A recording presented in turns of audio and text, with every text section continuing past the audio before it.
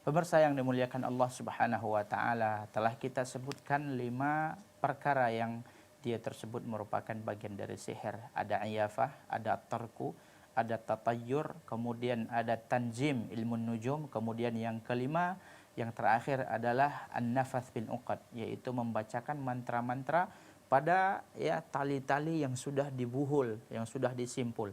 Kemudian yang keenam yang disebutkan oleh Syekh Muhammad At-Tamimi dalam bab ini yang dia tersebut mirip dan merupakan bagian dari sihir adalah yaitu apa yang disebutkan oleh Rasulullah sallallahu alaihi wasallam dalam hadis yang diriwayatkan oleh Abdullah bin Mas'ud.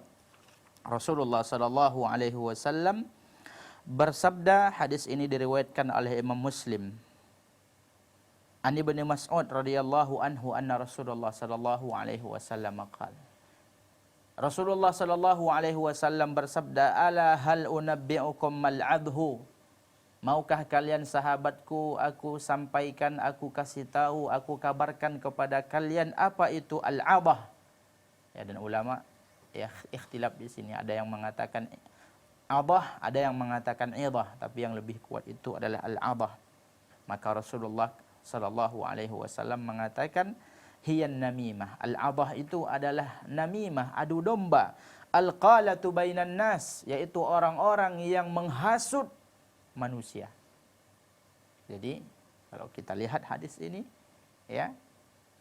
Syekh Muhammad At-Tamimi menyebutkan bahwasanya bagian salah satu bentuk dari perbuatan sihir itu adalah perbuatan namimah, perbuatan adu domba.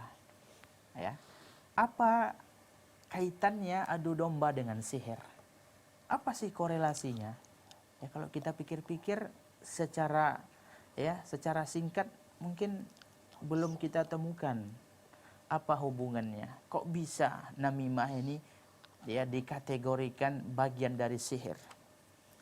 Disebutkan oleh Dr. Mansur Ibn Muhammad As-Saqub, beliau menyebutkan namimah ini merupakan bagian atau macam dari perbuatan sihir.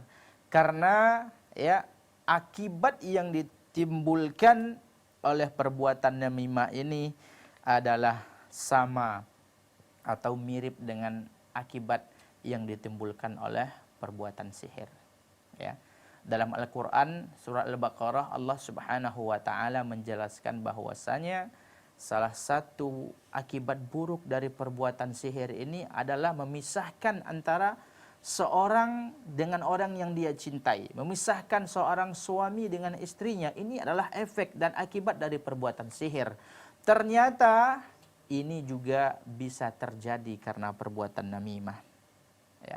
Orang yang mengadu domba antara satu dengan lain, antara istri dan suami, dia telah melakukan suatu perbuatan yang akibatnya itu mirip dengan perbuatan sihir. Sebagaimana sihir bisa memisahkan antara dua orang yang saling mencintai, begitu juga perbuatan namimah, adu domba, hasud menghasut ini juga bisa memisahkan dan menceraikan hubungan antara orang yang saling mencintai. Makanya dalam kitab Hilyatul Auliya, Al-Imam Abu Nuaim Al-Asfahani menukil perkataan Yahya Ibnu Katsir. Beliau mengatakan yufsidun nammamu wal kadzabu fi sa'atin ma la yufsiduhu as-sahiru fi sanah. Seorang yang melakukan adu domba bisa melakukan suatu kerusakan dalam sekejap saja, yang mana kerusakan itu tidak bisa dilakukan oleh tukang sihir dalam setahun.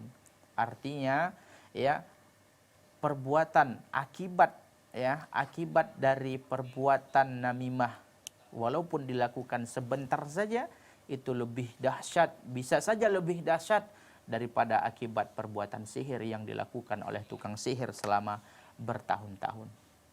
Kemudian yang terakhir, pemirsa yang dimuliakan Allah, telah kita sebutkan yang ketujuh yang dia tersebut merupakan bagian dari sihir adalah sebagaimana yang disebutkan oleh Rasulullah sallallahu alaihi wasallam dalam hadisnya, inna minal bayan la sihra. Hadis ini diriwayatkan oleh Imam Bukhari dari jalan Abdullah bin Umar. Sesungguhnya dari bayan itu adalah ungkapan kalimat yang indah.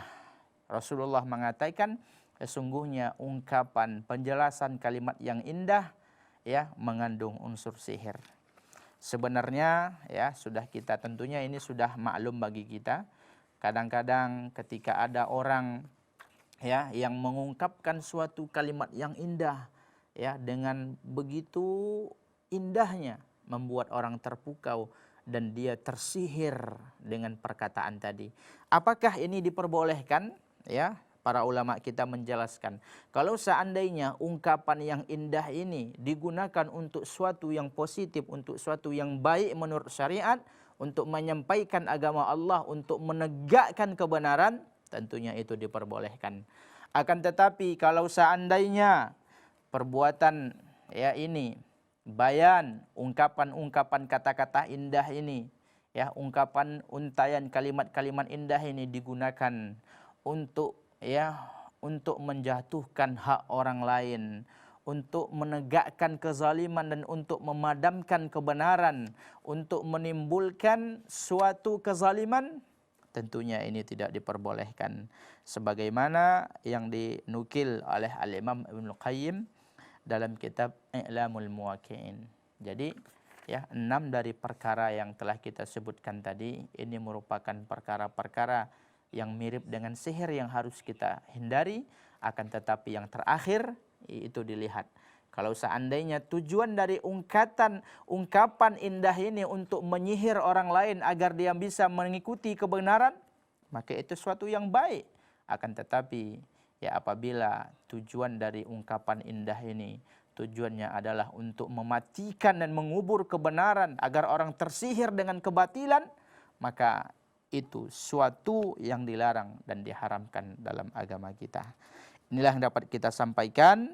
Mudah-mudahan Allah Subhanahu wa taala menjauhkan kita dari apapun, dari segala macam bentuk perbuatan sihir dan perdukunan, karena ini sangat berbahaya, bisa menyerang akidah kita dan bisa meruntuhkan akidah kita kepada Allah Subhanahu wa taala.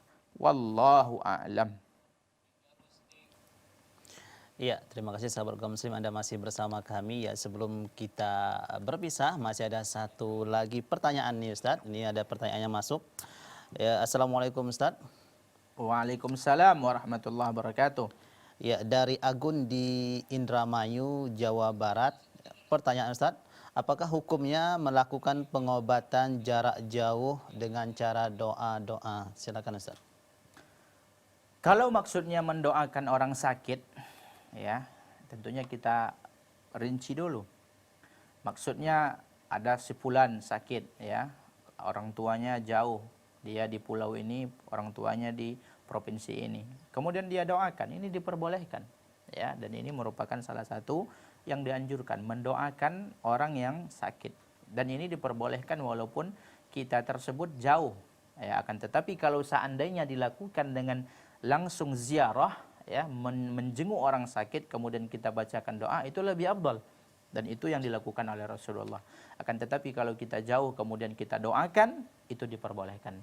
Tapi kalau seandainya maksudnya adalah ya melakukan bacaan-bacaan khusus, ya ritual-ritual khusus jarak jauh, ya yang kadang tidak tahu apa yang dibaca, ini bisa jatuh kepada ya suatu yang dilarang. Karena tidak bisa juga kita katakan itu ruqyah, karena hukum asal ruqyah itu adalah membaca sesuatu, ya membaca suatu dari Al-Quran ataupun dari doa-doa yang terdapat dari sunnah Rasulullah Sallallahu Alaihi Wasallam kepada orang yang sakit, dibaca secara langsung, itulah ruqyah.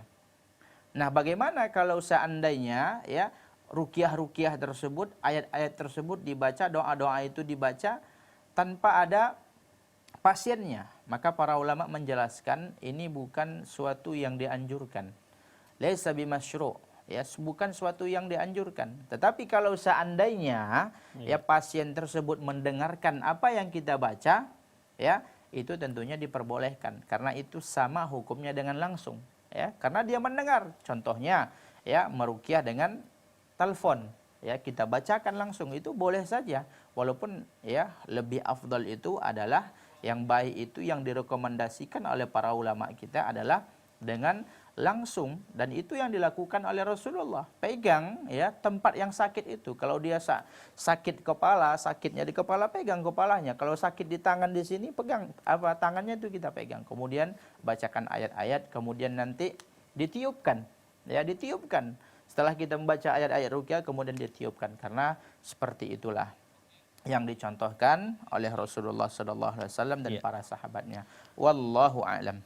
Iya, baiklah. Terima kasih banyak Ustaz atas penjelasannya dan tentang baca macam ya bentuk itulah bagian daripada sihir. Sekali lagi terima kasih banyak Ustaz. Insyaallah kita akan bertemu pada minggu yang akan datang. Sahabat Gom Muslim, kami ulangi kembali ya beberapa hal tadi yang telah disampaikan Ustaz. Ada 7 macam ya bentuk. Ini adalah perbuatan seperti ini masih dalam kategori adalah perbuatan sihir. Yang pertama tadi ada iyafah, kemudian at-torku, kemudian tatoyur, an-nujum, kemudian ada an-nafas fi uqad, ini juga masih termasuk juga, dan al-adah atau ini termasuk dalam kategori namimah, dan yang terakhir tadi adalah bayan, inilah penjelasan atau kata-kata yang bagus di sini bisa kepada kebaikan dan bisa juga kepada keburukan. Ya, sahabat kaum muslim dimanapun Anda berada, terima kasih atas kebersamaan Anda hari ini dan jangan lupa saksikan terus kajian Kitab Tauhid setiap hari Senin pukul 14.30 sampai dengan 15.30 tentunya hanya di Salam TV. Akhir kata saya Darus Lian pamit undur diri. Assalamualaikum warahmatullahi wabarakatuh.